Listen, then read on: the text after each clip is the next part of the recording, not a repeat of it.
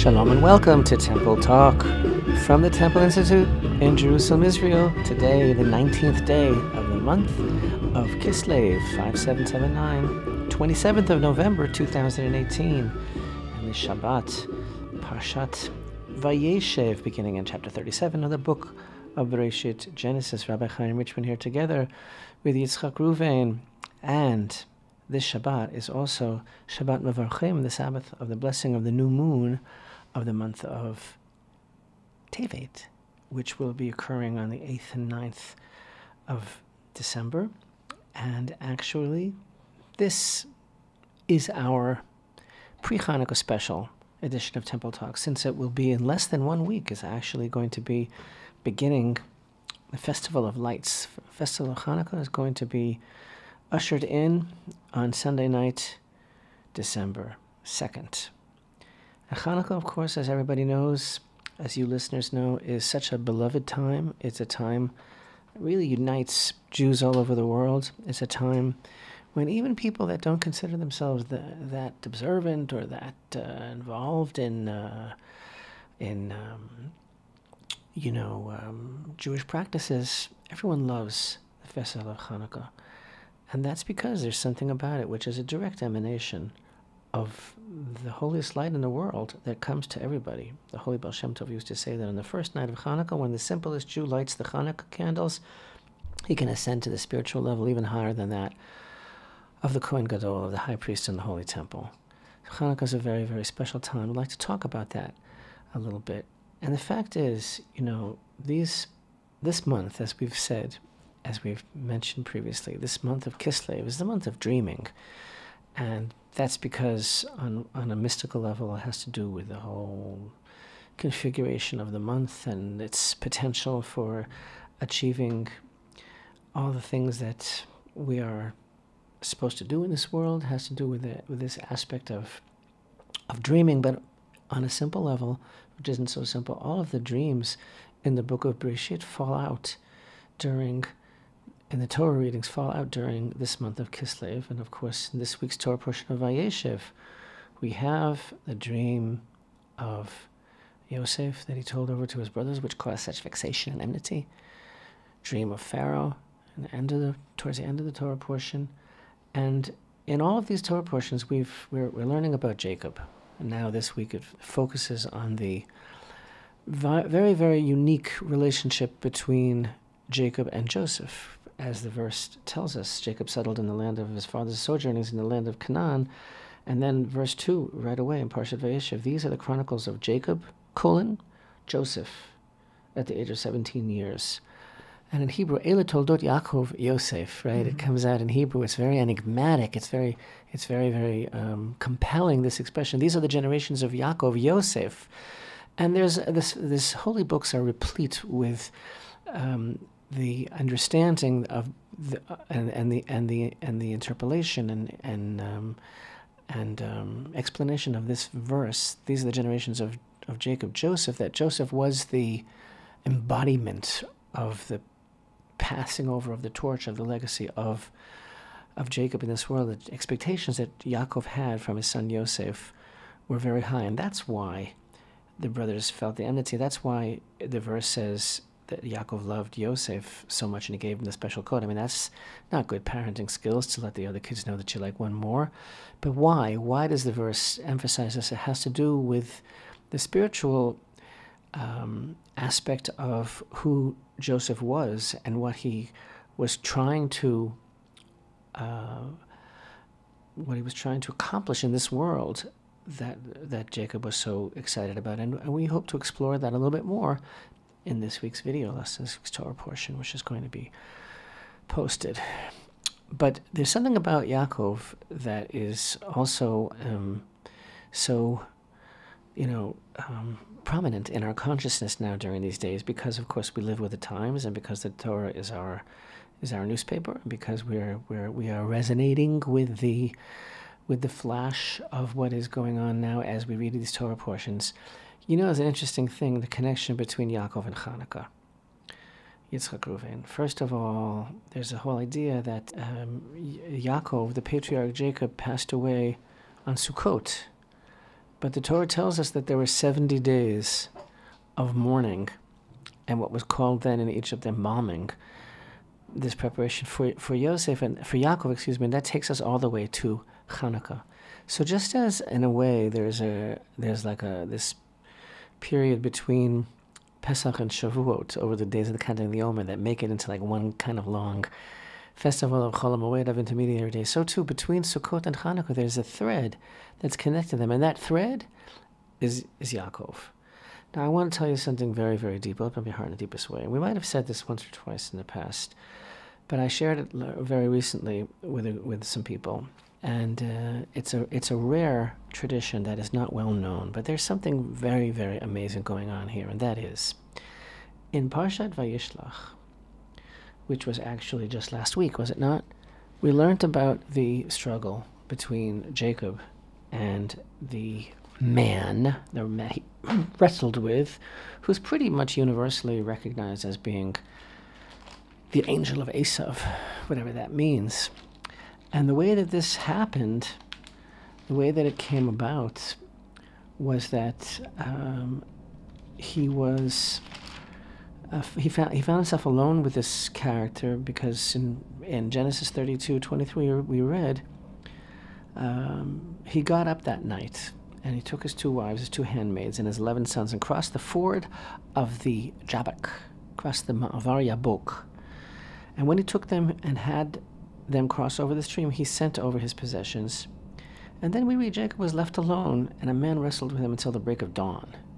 And that's when he perceived that he could not overcome him. He struck the socket of his hip, so Jacob's hip socket was dislocated as he wrestled with him. Then he said, "Let me go, for the dawn is broken," and everything that we read there.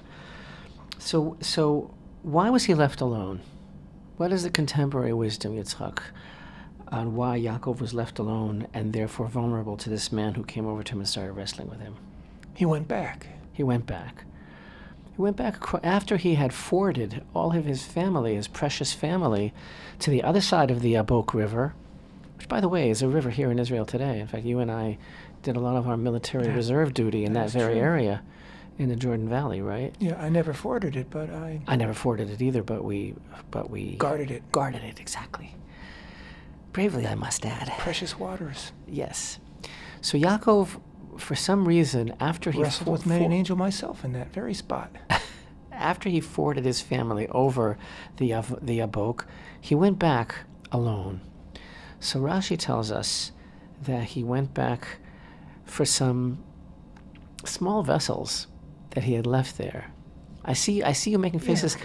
I see your eyebrows so furtively furrowed, and you're shaking your shoulders, meaning like this is something you always wanted to talk about. You never could get it. He was so concerned about the safety of his family that then he left them alone and went back for a couple of objects. What's that all about, Rabbi? Right. I don't understand why he went back. I'm so glad we decided to talk about this today together, intuitively. So Rashi famously says that he went back for pachim ketanim, which means little zachen, little like his Mentos or something. No, it sounds like they were unnecessary plastic objects like Tupperware.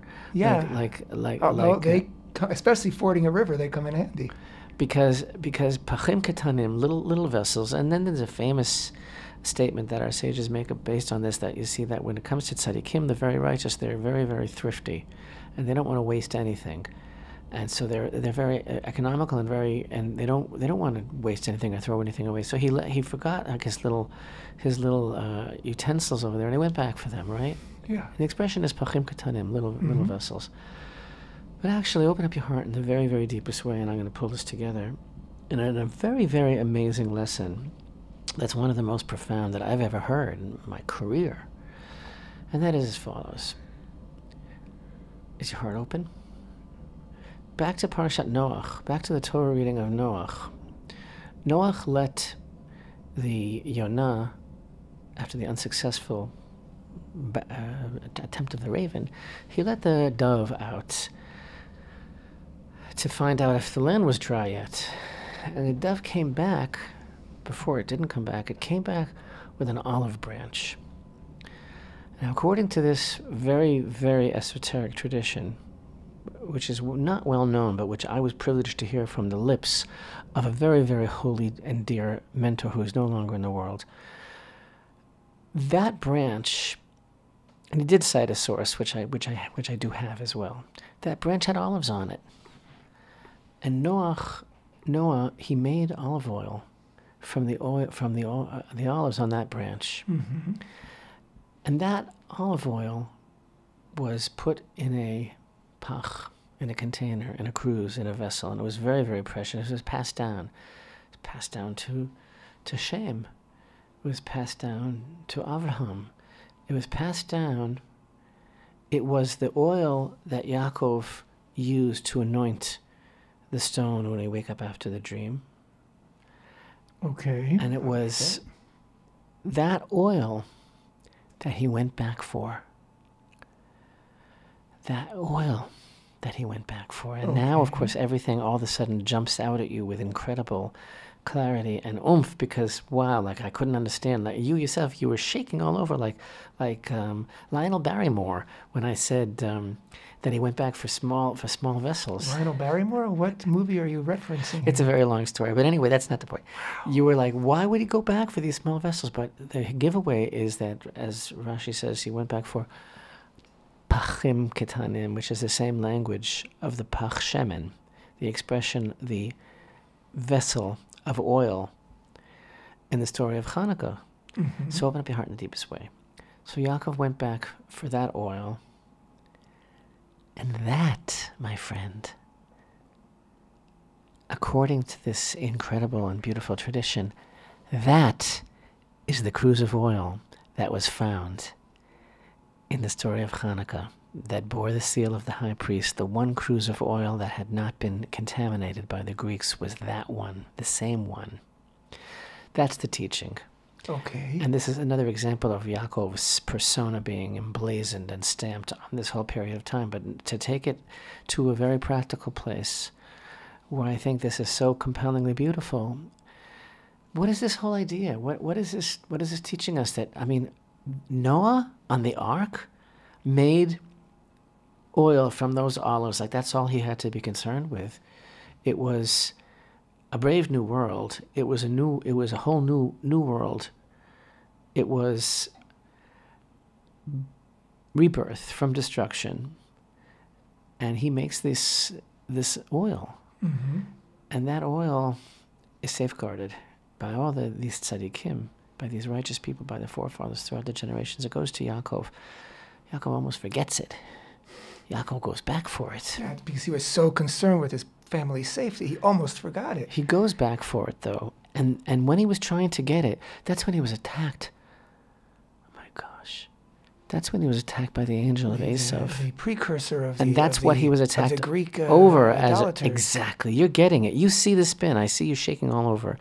That was the precursor right there. It was it was the prototype. It was the template of the setting of this pattern into history. That's why he was attacked by Esav's angel. And then that oil is the one that lit up the night of the Greek exile, the one that lit up the rededication of the Second Temple in the time of the brave Hashmonaim, who fought so sincerely and zealously for Hashem's house and for our lives in this land.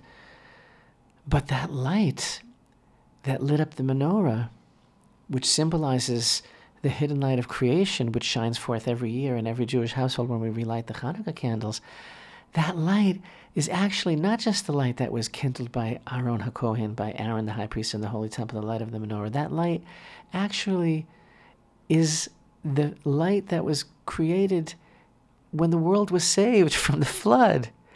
So it comes out that what this teaching is really telling us is that we need the holy temple. Yes, is that the light of the temple is the hope of the world, because isn't this beautiful? Mm-hmm. Because and that's what this tradition is trying to tell us in a very profound way, that oil comes from the first day that the sun shone on the world after the flood and Hashem made his promise. That's what the Holy Temple is all about. It's about keeping up that legacy and that promise that there will be a world here. And that's what Hanukkah is all about too. Hanukkah is about fighting against the forces of evil when we're all united and willing to do whatever it takes to drive the forces of evil away and to bring the light into the world, because the Greek oppression then represented basically dismantling the divine image that we were created in. They made decrees against our circumcision. They made decrees against keeping Shabbat, against Rosh Chodesh, against studying the Torah, and the whole concept of why Hanukkah is so beloved by people that don't necessarily, know why. And we didn't even know why till now. Rabbi, time for a mic drop. Thanks. You've been a great audience. See you next week. Perfect. As a perfect Devar Torah, perfect teaching. Perfect. You can continue now. Okay. But you know the concept of the mic drop, right? Explain it. That today, entertainers doing a monologue or something, when he gets the crowd, gets the big laugh or whatever it is, the big shocking ending, he drops the mic, goes off the stage, because that's the perfect time to leave. Oh, you mean like leave on a high note? Leave on a high note. But I don't expect it to get any less than where I'm at right now. Wow, you hear that, everybody? I have high hopes. Rabbi is But let me explain what I mean when I say that, because I don't want anyone to be offended, or I don't mean to marginalize anyone when I say that Jews that are less than observant, that don't necessarily all year round identify with every ritual observance, but they do observe Hanukkah. I'm not saying that in a pejorative way at all. I'm not saying it in any sort of a judgmental way. I'm saying how beautiful, I'm saying the opposite. I'm saying it with a heart full of love, respect, admiration, and total connection to my brethren, no matter what their supposed or alleged level is. We're all Jews, and the whole idea about this one pach, this one container of oil that was found, is that it represents this almost left behind. It represents this point of holiness in the heart, deep in the heart of every Jew that is reaching out for Hashem. And each of us, at some time in our life, we felt left behind, forgotten, and all it took was Yaakov to go and grab us and bring us back into the picture. And this is why, listen to me, open up your heart in the deepest way, and this is so obvious. The reason why the festival of Hanukkah is so beloved is because it is a consolation throughout the long and bitter exile of the Jewish people, because it is, do you realize that what it is that it is a remembrance of the menorah in the Holy Temple? All year round, with the exception of Tisha B'Av,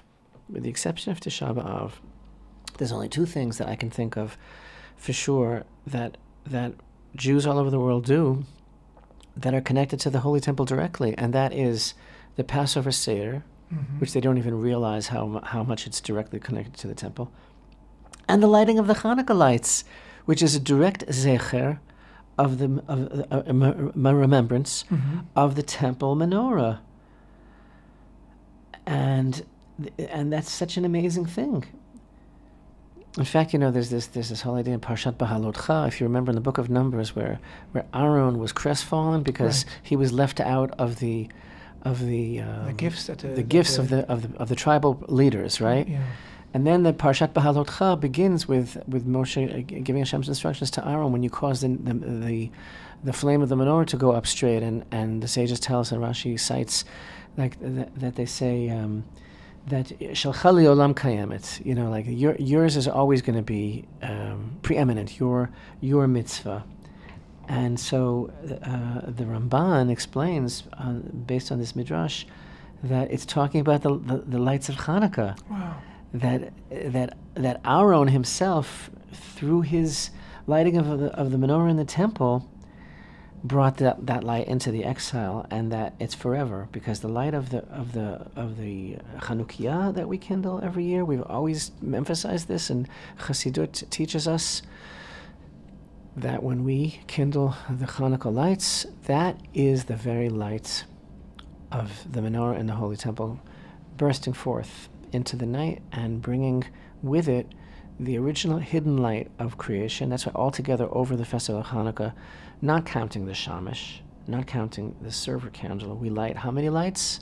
36. 36 lights, which are representative of what our sages teach us, that Before the sin of Adam, he enjoyed in the Garden of Eden 36 hours of light, which was the original hidden light of creation. And then after what happened in the Garden of Eden, Hashem took that light and he hid it away for the future. Hid it in that Pach Shemin, maybe. He hid it in the world to come. But the Baal Shem Tov taught that every year when we kindle the Hanukkah lights, a little bit of that light shines into the world through the 36 candles. And this is the highest thing in the world that we're talking about. We're talking about literally a living thread of light that binds us to the Holy Temple. And of course, there are two aspects. And to the dawn of creation. And to the dawn of creation. And there are two aspects of the miracle of Hanukkah. One aspect is the miracle of the cruse of oil, which is not so simple to understand what the nature of the miracle was, because the truth is that the oil could have lasted. And Rabbi Ariel wrote a whole long piece in the Siddur HaMikdash, a very interesting essay about the concept of miracles in the Holy Temple, and how, for example, according to Maimonides, all the miracles that our sages talk about can be explained according to natural law, but it doesn't mean it's not a miracle. It's just a certain way of understanding it in the context of how things really are and what a miracle really is. So there's the aspect of the oil and what it represents, and there's the aspect of the military victory, which is what we mention in our prayers over the festival of Hanukkah. We actually don't mention the cruse of oil, and we do mention the fact that the Hashmonaim, who were hopelessly outnumbered and who were facing this mighty army, how they were able to drive out the invader and rededicate the temple. And that's what Hanukkah is all about. Hanukkah means dedication. It's the rededication of the temple, of the altar, the Mizbeach. And not only that, Yitzchak, I'm glad you brought that up, but the fact is, there were many other dates in the annals of the whole confrontation between the Hashmonaim and the Greeks that could have been declared as the beginning of the holiday, and these dates are all recorded in Masechet Ta'anit. But the idea is, they chose this day, the 25th of Kislev, because that was the day that the altar was rededicated, and that was the day that the service of the Holy Temple was renewed. And that is what this festival is really all about, the renewal of the service of the Holy Temple. There's the music. There's the mic drop. There's the mic drop. Stay with us. We'll be right back. Temple Talk.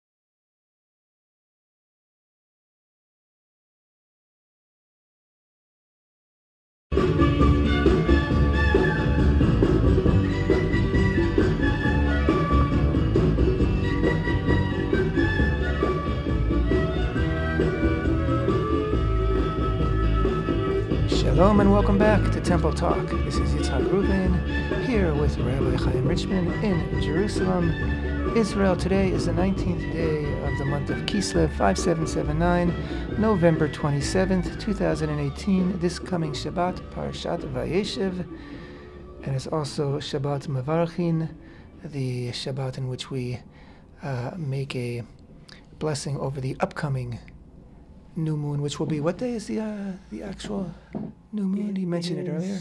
Shabbat, next Shabbat. Oh, the following Shabbat. Wow. And been talking about Hanukkah, because next Sunday night begins the 8-day Festival of Lights, also known as Hanukkah. And we've been talking about that Pach Shemin, that cruse of oil that held within it the actual 36 hours of the original hidden light, the light of creation, which was made its way through, it was processed, actually. Those lights were processed by Noach into olive oil, and then it literally became time in a bottle. Time in a bottle that Yaakov then... Famous Jim Croce song. Brought across the Yabok River and obviously placed it somewhere where he knew they would find it many, many hundreds of years later. The beautiful idea about this tradition is that the light emanating from the Holy Temple is actually from the second dawning of creation, from the world that was saved after the flood. That's the light that shines forth. It's like the rededication of creation. Wow. Yeah. Wow. Now, there's a tradition here in Israel, a modern tradition of archaeologists, and they also it seems every Hanukkah, leading up to Hanukkah or on Hanukkah, they bless us with a new discovery of an ancient something, which is few years, which is also sort of like time in a past bottle. Few years, every time we get into a period of time leading up to Hanukkah, there's been an announcement, and the announcement has been like an incredible telegram. Sometimes from the it's Holy in Temple. the past it's been coins that have been minted either during the time of the Hashmonaim or later, or I think one time it was arrowheads from the Babylonian conquerors and destroyers of the first temple that were found in the soil that was taken from the Temple Mount. Last week, Eli Shukron, a very, very, very highly esteemed archaeologist. He's the past archaeologist general of Jerusalem. He announced the discovery of a beka, which is a very small, round weight, stone weight, that was equivalent to the weight of the half shekel of gold, half shekel of silver. Correct, Rabbi? Half shekel of silver, which, as we all know, every Jew paid a half shekel tax, as it were, contribution to the coffers of the Holy Temple to pay for the public offerings that were made throughout the year. It was collected at the beginning of Adar and throughout the month of Adar. So this beka weight is actually a very much needed common tool that would have been extremely user-friendly and needed in everyday life in the time of the temple. It was discovered at the foot of the Robinson Arch, which is along the western wall of the Temple Mount. One of the main arteries and main entrances into the Temple Mount complex. So I imagine anybody who wanted to actually deliver their half shekel in person could arrive there, and there would be a temple pakid, a temple clerk. Now, according to the news release, if I recall correctly, there was something very unique about the Hebrew inscription on this weight. The word beka is written on this little stone, which is amazing to begin with, but it's written in reverse. Why is it written in reverse? Because it apparently was written by the same artisan who would create the chotemet, a seal that officials, people of importance, when they would send a missive, a letter, a communication to someone, and they wanted it to be understood that it came from them, and it's not fake news. They had a seal, which, in fact, that seal is mentioned in this week's parsha. Yehuda had a seal, and that seal would be pressed into wax, and so it was always written in the reverse. And once it was pressed in wax, what was left it was like a digital signature. Yeah. It was a real signature. Yeah. And like you mentioned, it actually figures in this week's Torah portion with Yehuda and Tamar, because it was a way of proving one's identity. Right. And apparently this particular, I don't know what we'd call him, a stone scribe, he, since he was so used to writing in reverse, he apparently made a mistake. It wasn't customary to write beka in reverse, but he was still thinking chotemet, still thinking seal, and so he wrote it in reverse. And so it's a very, very fascinating discovery.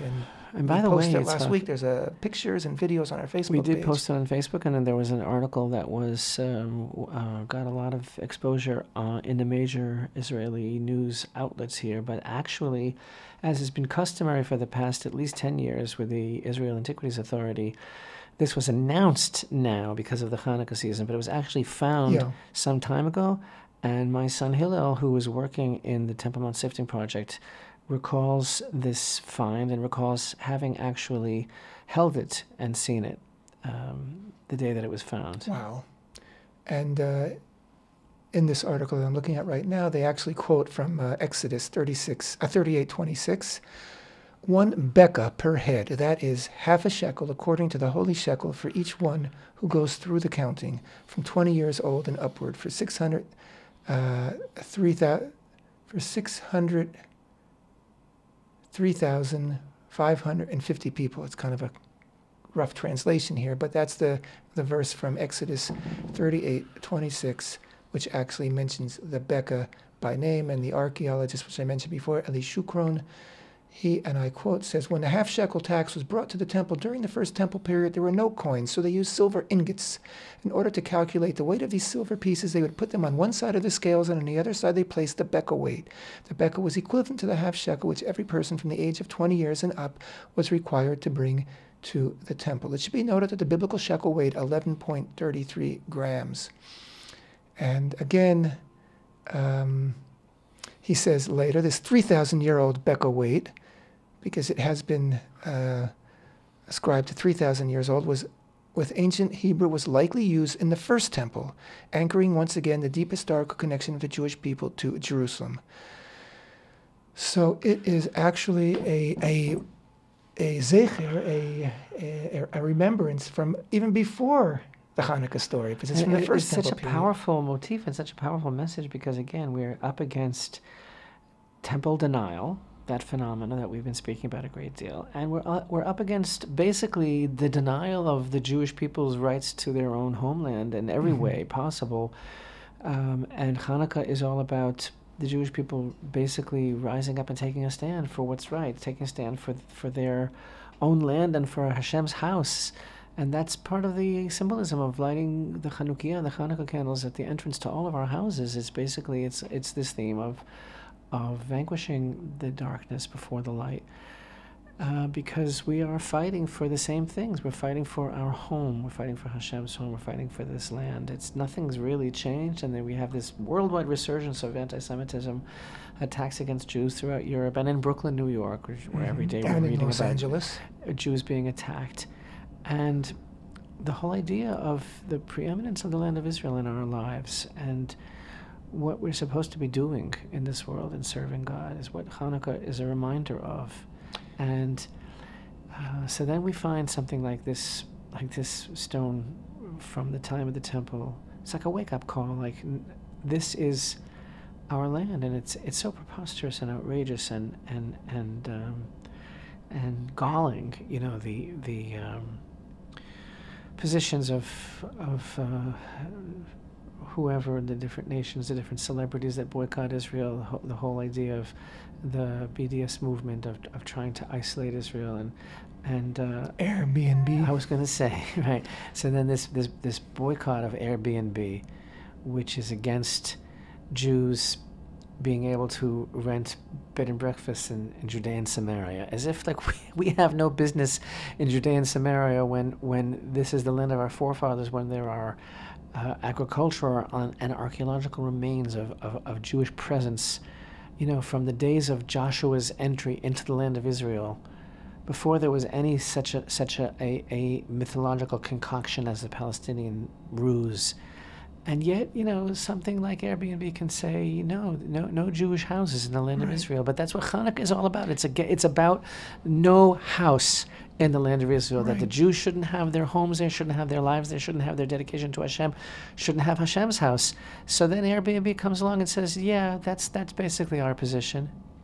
So, you know, having a house, having a home in Israel is the entire, that's the heart of the entire observance of Hanukkah, because we light the Chanukiah, the 8-branched candelabrum in our houses, in our homes, and it's such a home-based... And that's been pointed out, by the way, that Hanukkah is really the only holiday that you have to have a home for. Yeah. This is very wry. Every other holiday, we have a pilgrimage. We go to Jerusalem. On Pesach, you can't be at home. You got to go up to Jerusalem. You have to eat the Korban Pesach, the Passover offering, within the environs of the sanctified city of Jerusalem. Sukkot, of course, you don't have to have a home. In fact, you're supposed to get out of your home. But on Hanukkah, you have to place the lights at the entrance to your home or in the window of your home or even in the middle of your home. But it has to be in the home because it's all about the home. And first of all, Chanuka, Chanu, they rested on Chafhei, the 25th of Kislev. Also, the root of the word Chanuka is also chinuch, which is education, which is all about the home. And it's also Chanuka is the word literally means dedication because it's about the dedication of the altar. And really, again, there are many, many dates that have to do with the story of Hanukkah. You and I mentioned Megillat Ta'anit before, not Tractate Ta'anit, but Megillat Ta'anit is an ancient source. In fact, it's the most ancient source and the most reputable source regarding the whole saga of the Chashmonaim. And there, the sages of Israel list no less than 10 holiday observances that were observed in ancient times that marked the power of the bravery of the Chashmonaim, and that was in addition to Hanukkah. There were days like the 13th of Adar, which was a day celebrating the day of victory of the Chashmonaim over Nicanor. There was the 7th of Iyar, which was the day that the Chashmonaim began building the walls of Jerusalem. There was the 23rd of Iyar, which was the day that the Chashmonaim conquered the Chakra citadel in Jerusalem. There was, for example, the 17th of Elul, which was the day that the decree that a woman had to have an encounter with the general before she could marry. That decree was nullified on that day. There's all sorts of dates. Why did they choose the 25th of Kislev to mark the holiday of Hanukkah? And by the way, Yitzchak, as you know, the war raged for many years, I think like over 2 decades after the festival of Hanukkah was established, and there were many, many casualties, but it was all about this spiritual decree that had been made against the Jewish people, and the house of Hashmonaim, the Kohanim, taking the lead in the battle to reinstate Hashem's sovereignty over Israel. The reason that they chose the 25th of Kislev is because that is the day that the service in the Holy Temple was reinstated, which shows us that that's what the festival is really all about. Not about spinning the dreidel, not about eating latkes or donuts. Nice as that is, it's really that's our home. That is really home. The Holy Temple is really home for the entire Jewish people. And the other aspect of Hanukkah, lighting the candles in the home, is Pirsum Hanes, is that we light them in a window at the entrance to our house in order to make known, in order to make public the miracle of Hanukkah. And it's such an important statement that we're not doing it inside the house as a private ceremony, but it is intended for passers-by to see. It's intended for the whole world to see. And it's a statement that needs to be made today more than ever, I think. And I want you to know also that, how we say that we always talk about the cyclical nature of time as opposed to the linear nature of time, that in the Torah mindset that time is cyclical, and how that's the secret of this whole phrase that we use very, very famously in the Hanukkah blessing, Bayamim Hahem Basman Hazeh, that these things happen in those days, but in this time, that the time is coming around now again. And we always talk about how the Jewish observance of time, what do I mean by cyclical? I mean that the thing is coming up again now, the potential, even every week when we observe Shabbat, we're not commemorating Shabbat because once upon a time, a long time ago, Hashem created the world in 6 days and rested on the 7th, but that the creative process is going on every week, that Hashem is recreating the world every 6 days, and that Shabbat comes and breathes life, a soul, into creation every week. And so also Pesach is the theme of freedom, that we have the ability to leave Egypt on Passover night, and that if we don't see ourselves that way, then we haven't fulfilled the obligation. And so Hanukkah, what is it all about? It's about this aspect of bravery, of fighting for freedom, of standing up for Hashem's house, standing up for dedication, of standing up for everything that the Jewish people represent in the world, as opposed to the forces that were aligned against them, the forces of the ancient Greece, which were all about physicality and about only believing what can be demonstrated and proven scientifically, and about the body and everything superficial. And everything in the Torah mindset is the opposite of that. So that's one of the ideas that is renewed on Hanukkah. But also, the Holy Rabbi Levi Yitzchak Berdichev mentions in his important work that this is a time of miracles.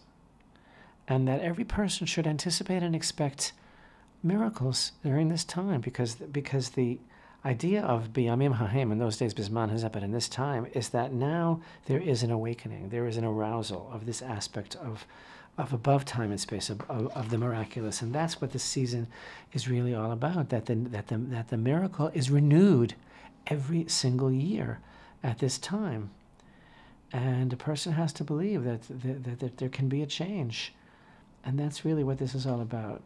That everything is above the laws of nature and above time and space, and Hashem is really in charge, and Hashem changes everything, and that's what is so special about this time, and that's what Hanukkah is really all about. It's all about bringing back the light that started it all, and that light is a light that is a catalyst for change, a catalyst for miracles in our lives, a catalyst for renewing and rededicating ourselves. Such an important message for our days. I think especially people, so many people just sort of get worn out. We talk about that, around Rosh Hashanah time. But here's another time for renewal, for rededication. And that's another thing that I was learning in these very, very holy books. You have to understand that when we light the Hanukkah candles again, it's a shining, it's a sparking, it's an illumination from the actual menorah in the holy temple. And that, by the way, is in the merit of the attribute of Aaron, which is all about chesed and all about doing kindness in the world, and it makes an impression in the cosmos. The chesed that we do, and this wheel goes around of this being the time of the miraculous now. But what you just said about getting used to something, this whole idea of Hanukkah.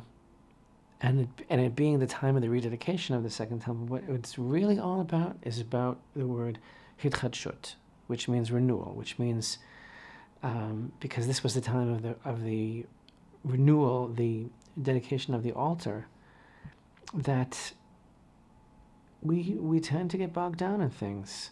We tend to take things for granted, and we tend to think that there's nothing new, that nothing is ever going to change, and the whole idea of the possibility of Hanukkah, of what's possible in our lives, is leaving that state of despair, as it were, even if it's just the existential angst of living every day and not calling it despair, but the idea of thinking that everything is the way it is, that everything is going to stay this way, and that this is the law of nature. The idea of Hanukkah is that it is like an intimation of the future redemption, that everything changes. That was the whole idea of Israel being able to defeat these forces of Greece. And it's like the potential of change that we merit through our dedication, through our willingness to overextend ourselves and to take a stand. And then Hashem steps in and helps us. It's getting back to what you opened, I think, the whole show with, the idea that Hanukkah is such a universally beloved holiday, and that every Jew participates in lighting these candles. Every Jew participates. The simple act of lighting the candles is part of that hitchadshut, part of that renewal, part of that taking a stand, part of responding to all the, whether it's political antagonism or aggression or terror or just the grind of daily life and the pull of assimilation that is like a gravitational force that just. And by the way, that's what Hanukkah also was all about: anti-Semitism and assimilation at the same time. And it was not a popular position at first. No. The position of the Hashmonaim that had to stand up against their own people as well, their own people that were affected by this wave of assimilation, the Mityavnim, those that wanted to adopt the Hellenistic culture. So anybody, as I was saying, even the slightest gesture of lighting the Hanukkah candles is a significant gesture, and it's part of the national effort of rising up like a lion and roaring and taking a stand and saying, we're here, and this is where we belong.